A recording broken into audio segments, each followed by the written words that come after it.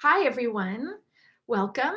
My name is Sonja Downing, and I am the co-leader of Brownie Troop 2087. I was also a Girl Scout myself for 11 years and earned my Girl Scout Gold Award in 1994. Since then, I have become an ethnomusicologist, and I'm going to tell you a bit about what that means and what I get to do and what I've been able to study during my career so far. So I have some slides to share with you. Uh, Here you go. Okay, so I will be talking about music and dance of Bali. But first, just a little bit more about me and my field of study. Uh, I am an ethnomusicologist, and so I study ethnomusicology. And what that means is we can figure that out by taking this word apart a little bit and looking at its parts. So ethno refers to people, often groups of people. Ology you may recognize, which just means the study of something. And you're probably familiar with music, of course. And so ethnomusicology is often described as the study of people making music. So we look at music in cultural context all around the world. My own focus has been music in Bali, Indonesia, and these are some photos of me conducting fieldwork and which just means research in a place with people. Here in 2005, I was video recording a rehearsal, and even earlier, actually in 2000, I was performing music with an American group that was on tour in Bali. More recently, this photo is just from a couple years ago when my book came out. You can see I was really happy to get that in the mail. Um, okay, so where the heck is Bali? It is in Asia. So here's a broad map of most of Asia here. And we're going to be looking at what's called Island Southeast Asia. So this region of the world is kind of in between China and Australia. Island Southeast Asia is Indonesia, these pink colored islands here, south of the Philippines, and also south of Malaysia here as well. Here's a close-up of Indonesia. The whole country is just made up of 17,000 islands, many, many, many islands. And one of those islands is the island of Bali. Even though Bali is probably the most famous island, it's not actually the biggest. It's just tucked in here, kind of in the middle. It's actually a really teeny tiny little island about 85 miles across. So you could actually easily drive across it if it were flat, but it's actually full of volcanic mountains. And so it does take a little bit longer to get around. So I have just some images from daily life in Bali to give you a little bit of an idea of what kids' lives are like there. Here is a photo on the left here of some friends of mine. This girl, Imut, is helping her mother buy some vegetables at the market in their neighborhood. And just behind them actually is part of a Balinese Hindu temple. Kids go to school, of course, and even in public schools, kids will wear uniforms, but they're pretty fancy uniforms, I think. And then here's an image of just one house, which is to remind me to let you know that that most kids will live in multi-generational houses. So they live not just with their parents and their siblings, but also with their grandparents, often with aunts and uncles, and even in the same kind of close walls as their cousins as well. And so they grow up really close to their whole extended family. Often, depending on the region and how much their families are able to do, Kids will often be involved in learning dance and music, maybe like some of you as well. So these next photos are uh, of dance rehearsals. So sometimes children will have the opportunity to join a music and dance or performing arts studio, which is called a sangar. And then they'll have dance classes every week and sometimes also have the chance to learn some instruments. So thinking like an ethnomusicologist, we can ask, okay, well, what is the cultural context for music and dance, right? Why do people do music and dance? What do they do it for? And in Bali, actually, music and dance are used for lots of different purposes. They may perform for celebrations like birthday parties. Um, they will often perform for big events, like if someone in their town is getting married, there will very likely be some music and dance performances at that wedding ceremony. Also, when people pass away for those ceremonies as well, they will also play music. Um, there are also music and dance competitions. So sometimes people will rehearse really, really intensively and get as absolutely good as possible and then perform in competitions. And then maybe most importantly, they'll perform actually as part of religious ceremonies. So the dominant religion in Bali is a version of Hinduism, Balinese Hinduism, and so temple ceremonies are happening all the time, every few weeks in any given neighborhood. And so then for those ceremonies, they'll need some music and dance performances. Okay, so you may notice that the positioning of these girls is maybe a bit different from what you might be used to if there are any of you who have studied ballet or hip hop or other forms of dance. And that's because traditional Balinese dance is very specific and has a long history. And so these dancers will learn the specific choreography for these different dances. And that choreography will often involve specific hand movements and arm positions and steps.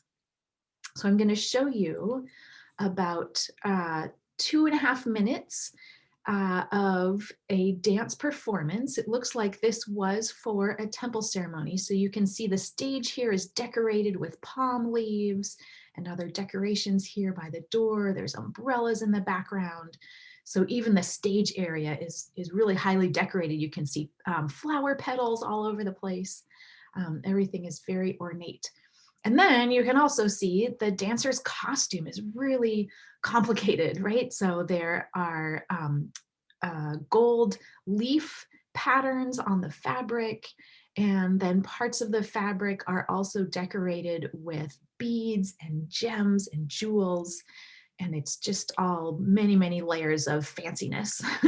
The headdresses are especially interesting. They have flowers, either fake flowers or sometimes real flowers will be placed on teeny tiny little wires that are attached to teeny tiny springs. And so this is something that you can watch for as the dancers are moving. Those flowers then will bend back and forth and kind of tremble and flutter around a little bit because they're on these springs. And this helps to accentuate the movement of the dancer. So I will show this to you now. Here you go.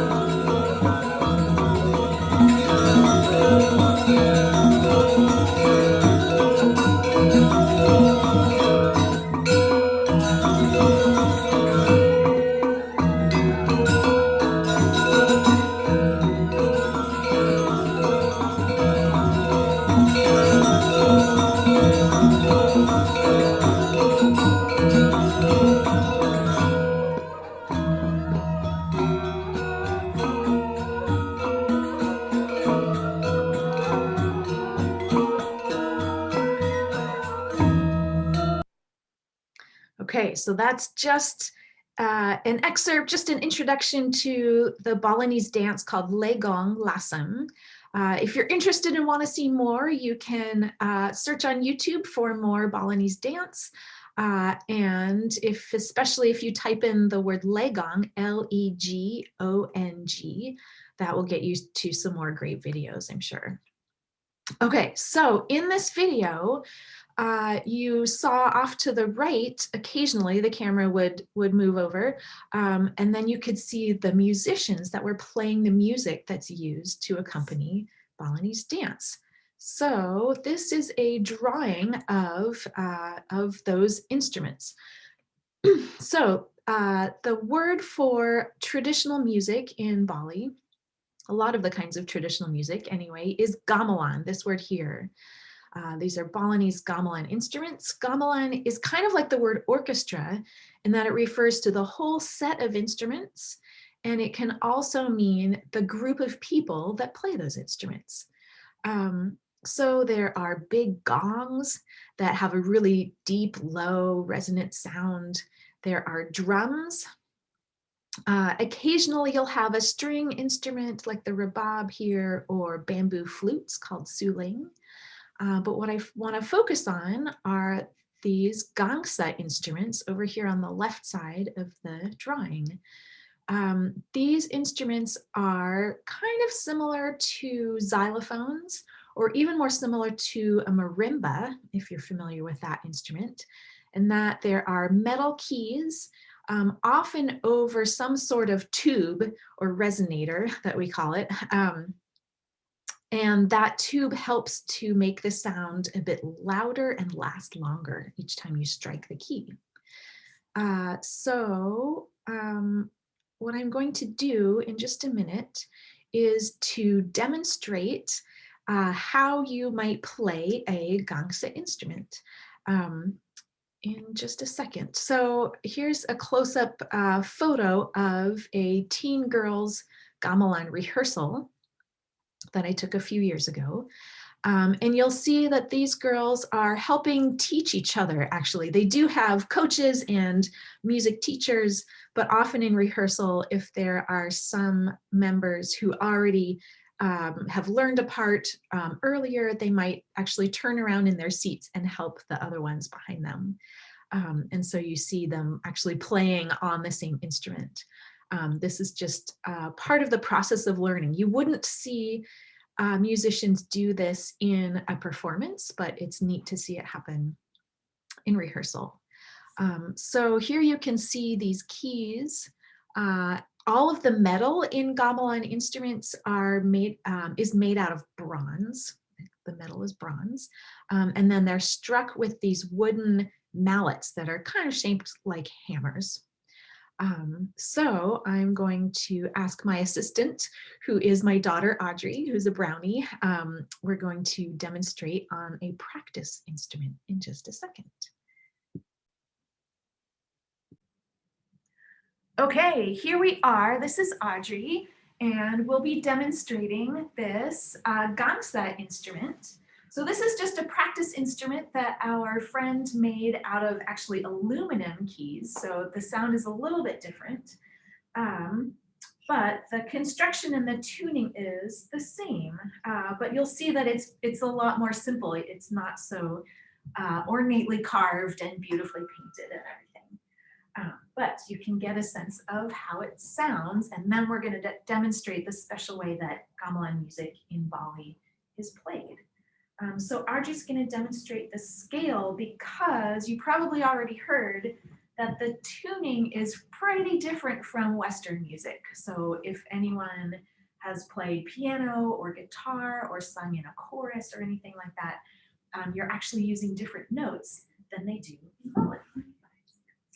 Yeah, it's okay. Okay, so Audrey's going to demonstrate the scale.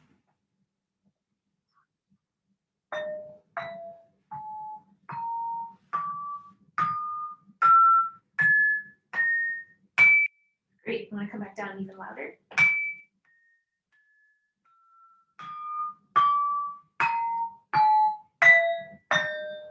Awesome. Okay, so one of the things that makes gamelan in Bali so special and beautiful is that the gangsa parts are played with a partner. So usually each person would have their own instrument, and then you play these rhythmic patterns where one person in the pair will play some of the notes, and then the other person in the pair will play some different notes, and then you interlock them in a way that creates a more complicated sounding melody. So we're going to demonstrate how that works.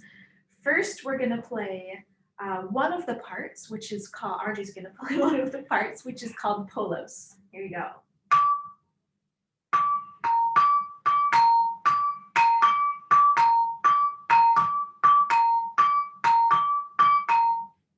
Beautiful, awesome. Okay, now I'm going to play the other part called sangsi.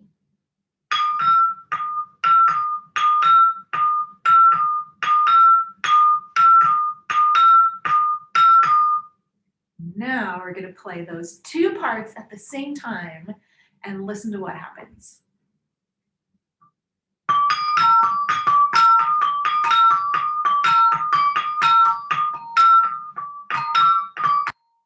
Go ahead.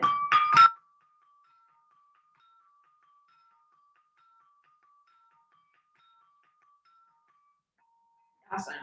Okay, so hopefully you could hear that when we're playing these different rhythms at the same time, the parts kind of weave in and around each other and combine to make that whole combined complicated melody. Okay, so now we're going to teach these parts to you.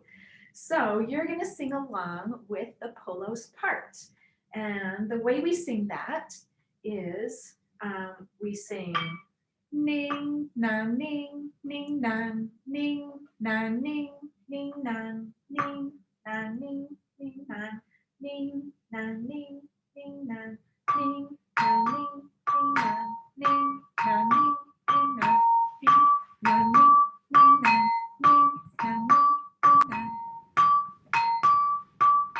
ning, ning, nan, ning, ning, nan, ning. Okay. Let's do that one more time. So sing along with us. Ready, go. Ning, nan, ning, ning, nan, ning, nan, ning, ning, nan, ning, nan, ning, ning, nan, ning, nan, ning, ning, nan, ning. Awesome. Okay, so let's see. Should we play it together now? We can have everyone. Okay, so sing that same part, but now we're both going to play the combined parts. So you can listen for the combination, but just sing the polos. This is the challenge. Okay.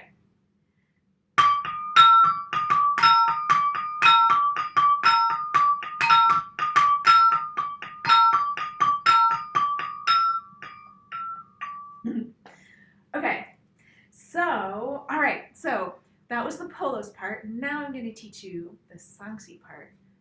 Kind of the same idea, but you have different notes and actually different syllables to say. So that was ning and nang. Now we're going to be singing on nong and nang. So it goes like this.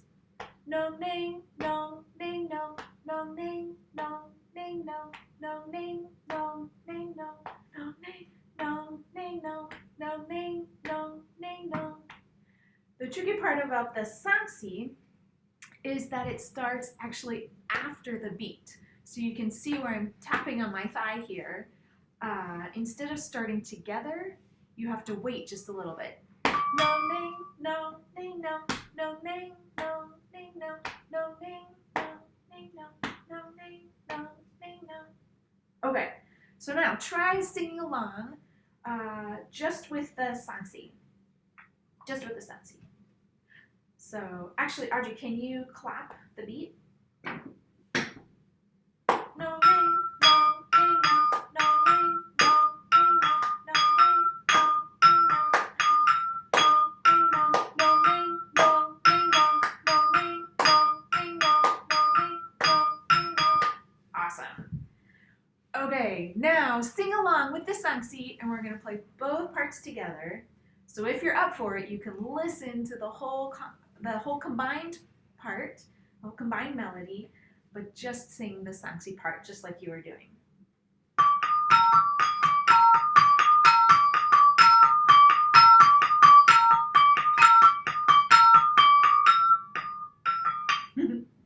Awesome. All right. Thanks so much, Audrey, for your help. So now I'm just going to show one last video.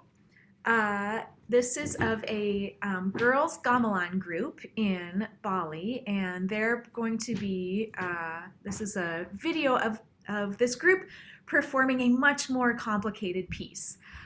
So keep an eye out for when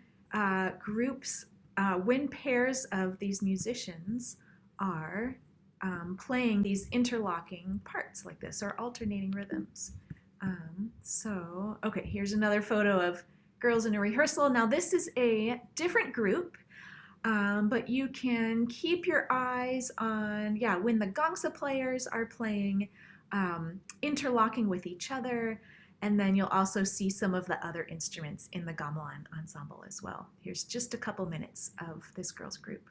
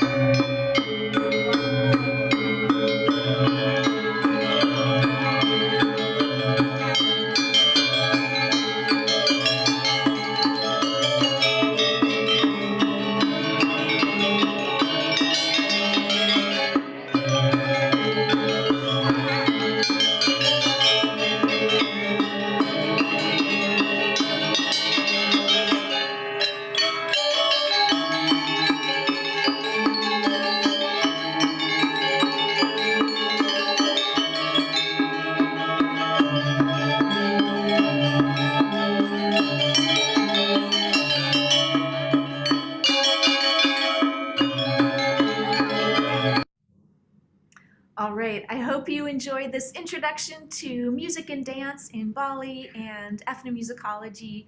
Have a great day, everyone. Thanks so much. Bye.